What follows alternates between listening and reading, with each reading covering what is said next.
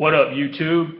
This is John Snow from John Snow Sports and Fitness, and today I'm doing a collaboration because I got it like that.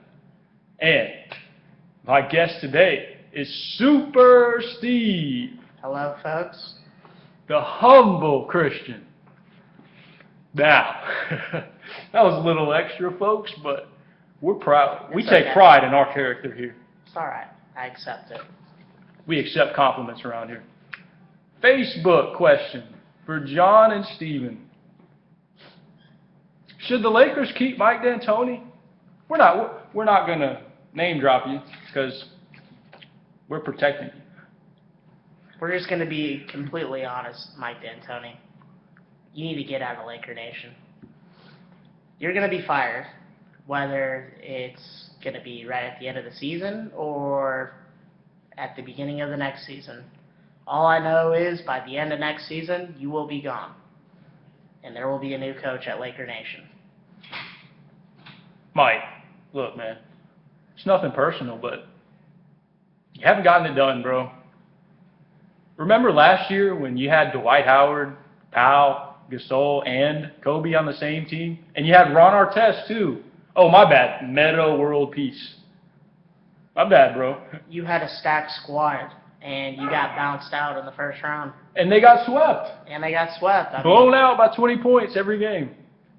Look, I understand, Mike, that Greg Popovich is a way better coach than you, and he can run circles around you. But you couldn't win one? Not even one game. 2 years ago, the Sixers beat the Heat in a playoff game. Yep. The Sixers. The Sixers. And you're the Lakers, and you can't win one playoff game? It's a sad day in Laker Nation. Oh, wait. I'm remembering something. When he coached the Knicks, they also got swept in the playoffs. They did. With Melo on your team. So, D'Antoni, we've come to the conclusion that you're out of excuses, buddy. You're finished with the 11th spot in your conference. I mean, you guys aren't even making the playoffs. Lottery bound. Yeah, you guys are in the lottery. Come on. The Lakers in the lottery? Like, does that happen? No. Matt Johnson from Jacksonville. Don't take this personally. Shout out to Matt. Shout out to Matt Johnson from Jacksonville. We love him. He loves us. He's a great supporter. Now, Mike D'Antoni, look. You're lucky we're not the general managers. Because you'd have been gone mid-season, man. You would have been gone at the beginning of the season. Let's put it this way, folks. If Dwight Howard flat out said if they would have fired Mike D'Antoni, he would have stayed. He said that. Those are his exact words.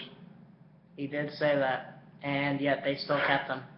Folks, you sign a free agent, and then you don't even accommodate him? Why would he stay?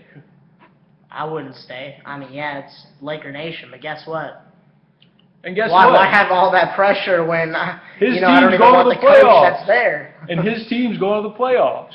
Yeah, and I mean, he's with the Houston Rockets right now, and they're doing pretty good. Where are the Lakers at? Clearly, they didn't make the right Lottery. decision. I mean, I have no more to say about Mike D'Antoni. He just needs to reevaluate his life, take a step back. So maybe coach a college team, or maybe even get a lower end job in the NBA. But the verdict is in. The verdict. And Mike D'Antoni is, wait for it, out. Out of here. Okay, so that was pretty much covered, folks. That was all the information you needed about Mike D'Antoni. There's nothing else to say. Remember, guys, it's not 2005 when he coached the Suns. Okay, next question. John, my name is Albert, and I'm from Sarasota, Florida, and I want to know what your thoughts are on Jadeveon Clowney. How far will he fall? Should he be the #1 pick? Oh.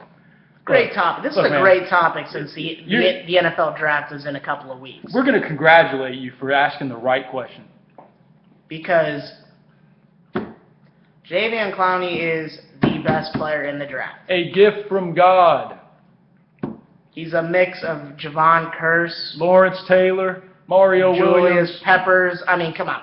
If the Houston Texans do not take him, they will regret it. Now, the Houston Texans are also looking at a guy like Johnny Manziel to fill in their quarterback hole, but for the first pick in the draft, you have to take the most guaranteed. Franchise talent. Franchise talent. They need to do what they did 6 years ago when they picked Mario Williams. Now, if they do not pick him, they'll regret it, because the farthest that Jadeveon Clowney will drop is to the 3rd pick in the draft, where the Jacksonville Jaguars have it. Keep in mind that the Jacksonville Jaguars play them not once, but twice a year. That means that whoever they have as quarterback will get sacked. You will get eaten alive. Alive. Do not make the mistake. Folks, here's some measurables on Clowney. 6'5", 270, 4', 540. You know who else runs a 4, 540? Mike Evans from Texas A&M. And we're talking about a wide receiver here. You know who runs a 4, 740? Jerry Rice. That means Jadeveon Clowney is faster than Jerry Rice. We're talking about a defensive end that can cover a wide receiver. We're talking about a defensive end that can cover a wide receiver. These are freakish measurables, folks. He ran track in high school. Come on. I would say he is the most guaranteed in the past 2 drafts for any player that has coming out. Like we've been saying, we dare you not to take him. Watch the film. He's not lazy. How are you lazy if you're being triple teamed? Where are you going to go? Watch that Michigan tape. I mean, did you see him run over that running back? I mean, clearly. Folks, we're going to do a true or false. True or false, Steven? Can you get to the quarterback when 3 guys are in front of you and they're throwing bubble screens? Jadeveon Clowney can. I mean, that's freakish talent. I mean, and this was every game. Every game he was getting double and triple team. Folks, we're not blind. We watch football. We study film. Now we understand that he fell off a little bit in his senior year, but if you're going to watch his junior year, right. But if you want to watch some tape, you gotta watch his sophomore campaign. I mean, 11.5 sacks, folks. I mean, watch his sophomore year, and you'll understand why he'll be the first pick. That's what happens when you single cover Clowney. You can't. Can you find someone that can block a one-on-one, Steven? No. Can you tell me one guy? No. Look, we don't care if you're Jake Long, if you're the guy from the Browns, Joe Thomas. You're not going to block a one-on-one.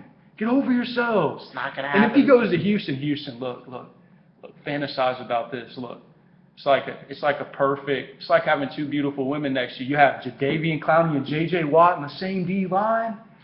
If I was any team in that division, why would you mess that up? If I was any team in that division, I'd be scared for life. Houston, this is a gift from God. God has given you this amazing physical specimen, talented football player. Don't screw it up. We want you to screw it up. We want Clowney. But for the sake of your team and your organization, don't screw it up. If I had the first pick with my team, it'd be him all day. Even if I had that position filled, it'd be him all day. Okay, so the next question, John, who is the most NFL ready? Did you not hear what we just said? We're not even gonna discuss that anymore. No. Jadeveon Clowney, clearly. Here's the next question. This is from Emily from Ponte Vedra, Florida. John and Steven, why does everyone hate the Patriots? Oh, wait. Stay tuned for part 2. Stay tuned.